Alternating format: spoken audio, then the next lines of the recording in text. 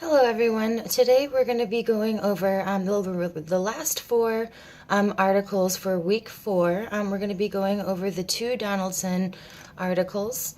And then we're also going to be going over Lally et al.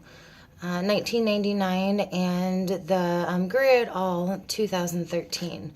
So if you'd like to go ahead and pull up those articles so that you can reference them throughout the lecture, that would probably be helpful.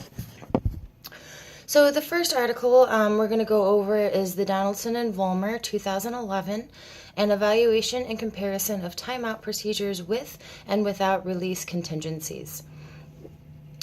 So timeout has two general release contingencies. The first one is resetting the timeout duration such that the individual must engage in no problem behavior for an entire timeout interval.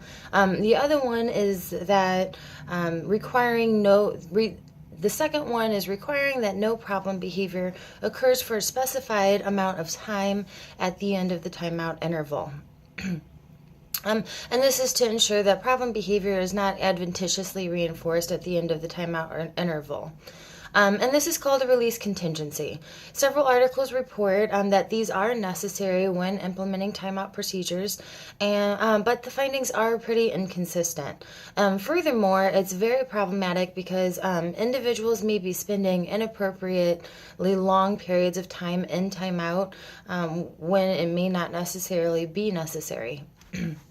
So therefore, the purpose of the current study was to compare a release contingency timeout procedure to a fixed duration timeout procedure to determine whether or not preschool-age children should remain in timeout until the behavior stops, or if a fixed duration alone will suffice in reducing the problem behavior. Four children were referred to the study by their teachers or parents for the treatment of problem behavior in the classroom, on the playground, or in their home, participated in the study. Sessions took place in the location where the problem behavior occurred most frequently. So if the children engaged in problem behavior more often in their home, that's where the study took place. Or if they engaged in problem behavior most often in the playground, that's where they conducted sessions. The effectiveness of the timeout procedures was evaluated using an ABAB reversal design. And the two timeout procedures were compared during the B phases in a multi-element design. So it was baseline, and then the B actually consisted of the release contingency and the fixed interval, alternating between the two within the same phase. Sessions were 10 minutes long, and the general timeout procedure for both timeout conditions involved the delivery of a prompt that stated the problem behavior and then instructed the participant to go to timeout. If the participant did not follow the instruction or the verbal prompt, then the facilitator would either physically prompt the child to go to timeout, or they would or if they went to timeout and attempted to escape from timeout, the facilitator would block the escape from the timeout condition. So the two different timeout procedures were compared, fixed duration timeout and the release contingency timeout. And so let's go ahead and look at the graph. We can see over on the, let's look at figure 1. The x-axis has sessions, and then the y-axis is responses of minutes per problem behavior, responses per minute of problem behaviors. And you can see in baseline, all of the participants did engage in relatively high levels of problem behavior. And if we look at the first tier with Harold, let's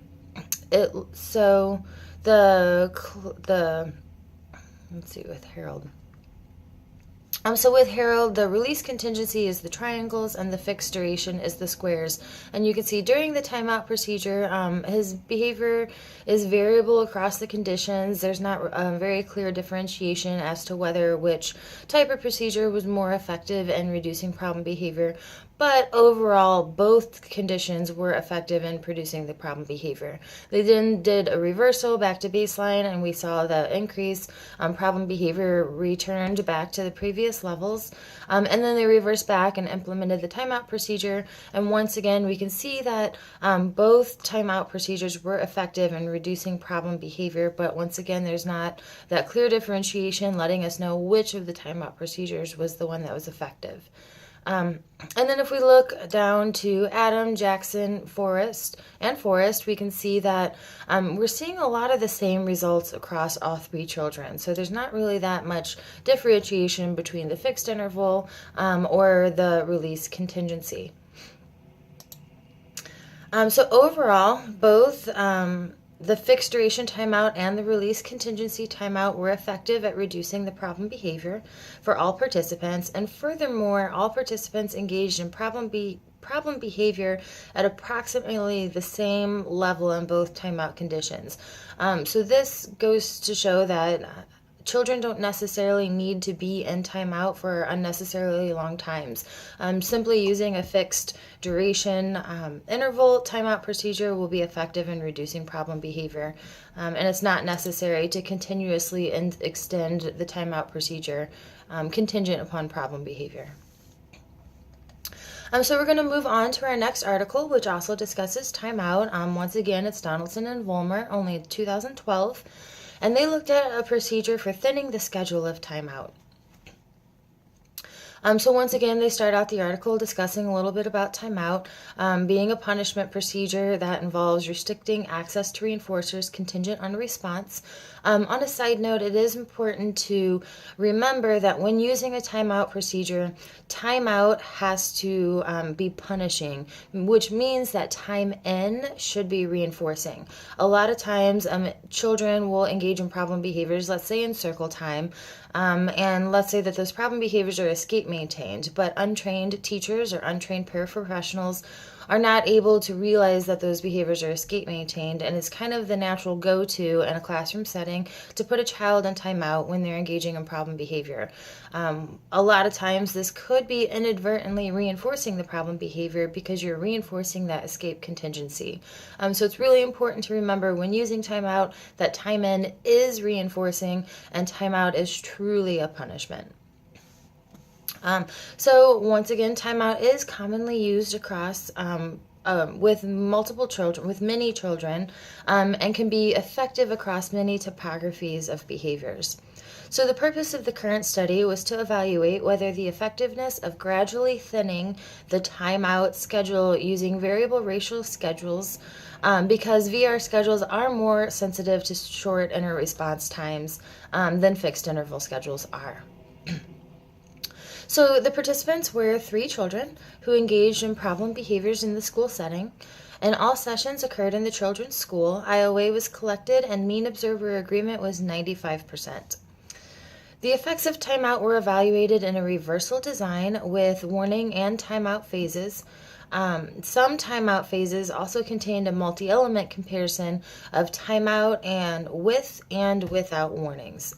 So did the signal of the timeout affect the behavior, or whether or not the individuals went into timeout or not?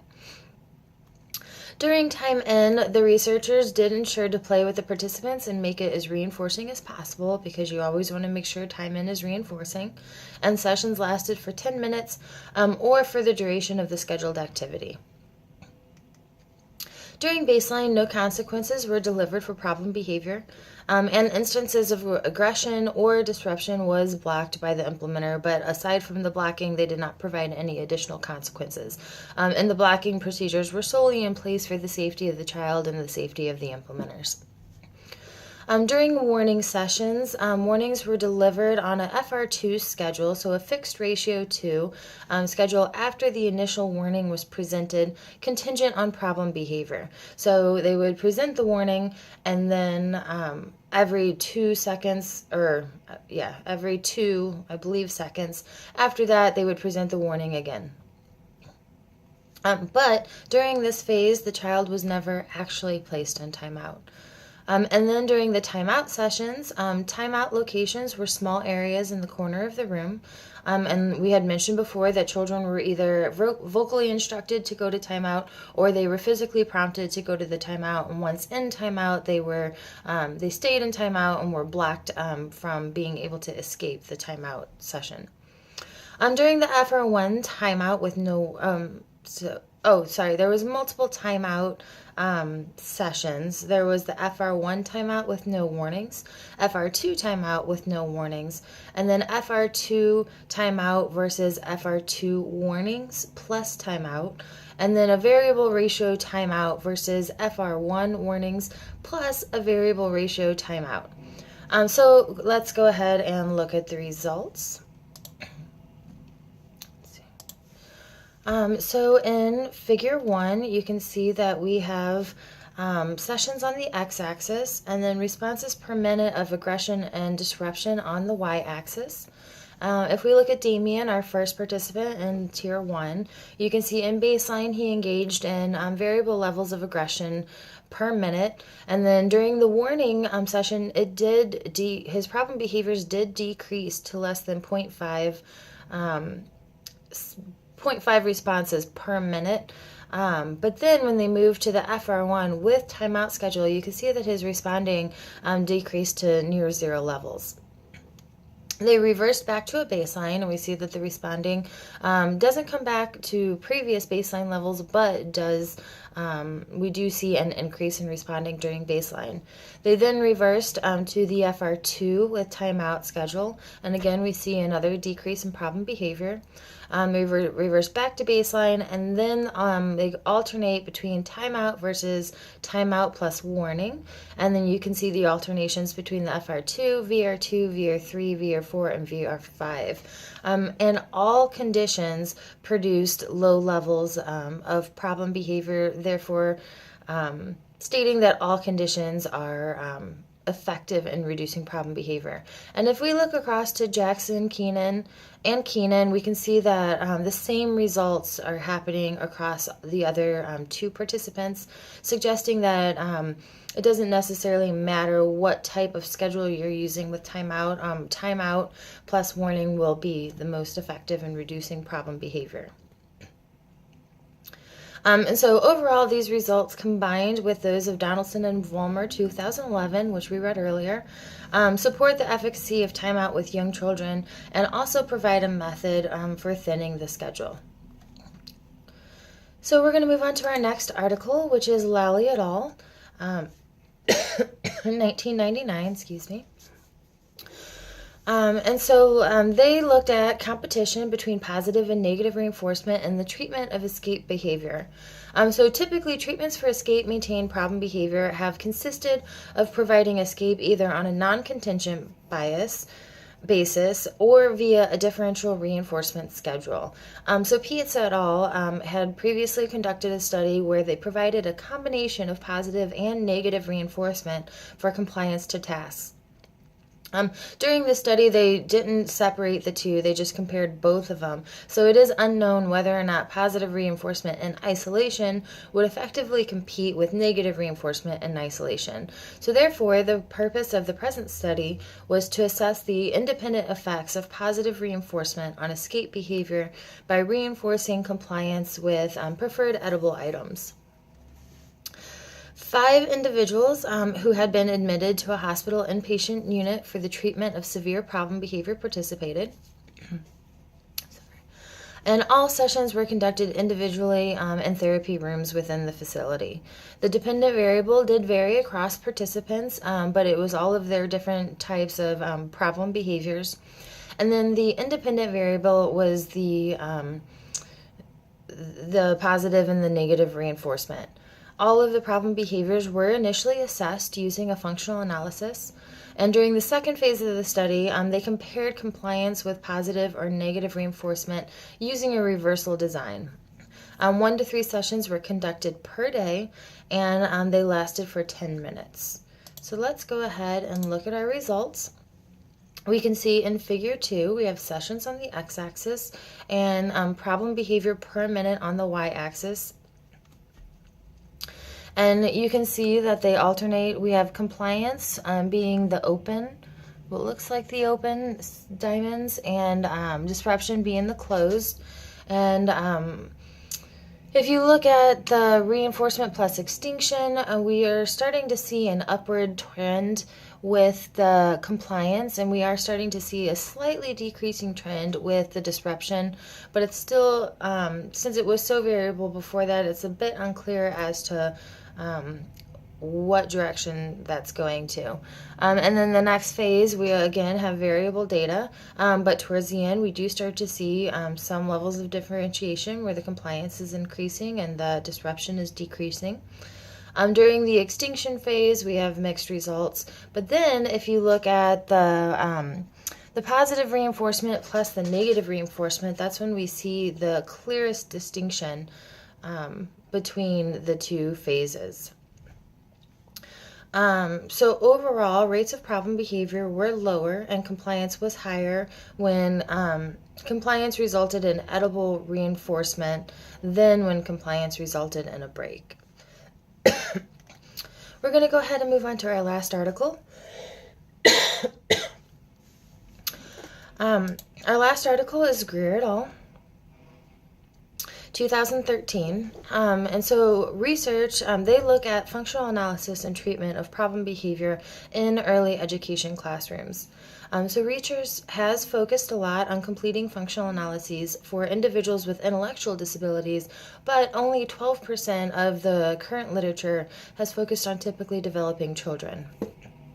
Therefore, the purpose of the current study was to conduct functional analyses of problem behavior with typically developing children in preschool classrooms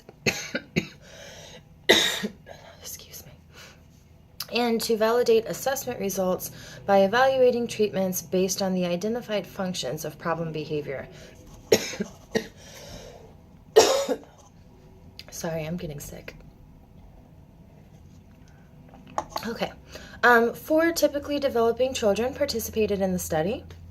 The children were nominated by their teachers because they did engage in higher levels of problem behaviors from their peers. Target responses were measured. The target responses that were measured were aggression and property destruction. An IOA was collected for 35% of the functional analysis sessions and 22% of treatment sessions. Total mean agreement for all sessions was 99.9%. And the functional analysis consisted of 4 test conditions: the ignore condition, attention, demand, and tangible. And they were arranged in a multi-element design. Results of the FA showed that problem behavior was maintained by social positive reinforcement for all of the participants. The treatment consisted of differential reinforcement of alternative behavior, so a DRA, combined with either extinction or timeout, and a reversal design was used to evaluate treatment in the attention context for Missy, Doug, and Jim, and then they used a multiple baseline across behavioral functions to evaluate the effects of treatment for Dylan. So let's go ahead and look at the graphs. So we see in figure 2, with Missy in baseline, her aggression is pretty variable, and then when we have the DRA plus extinction, her independent means do start to increase and the problem behaviors decrease to near 0 levels. They reverse back to baseline, and we can see that the problem behaviors begin to emerge, but she's also still engaging in the same level of independent means. They go back to the DRA plus extinction, and we're seeing the same level of independent meanding, and we also see that decrease back down to 0 levels of responding with some variability. And then they looked at the DRA plus the timeout procedure, and it was also effective in decreasing problem behaviors. And we have similar results across the remaining 2 participants. So overall, results suggest that functional analyses can be conducted with typically developing young children in the context of preschool settings, and some limitations do warrant discussion. The DRA plus extinction was ineffective for all children, possibly due to insufficient exposure to extinction or degradations in treatment integrity or uncontrolled sources of influence in the classroom. In addition, DRA plus timeout treatment integrity by the teachers was low, so future research would look at having supplemental training available to help with this. So this concludes our lecture for today. Have a great day.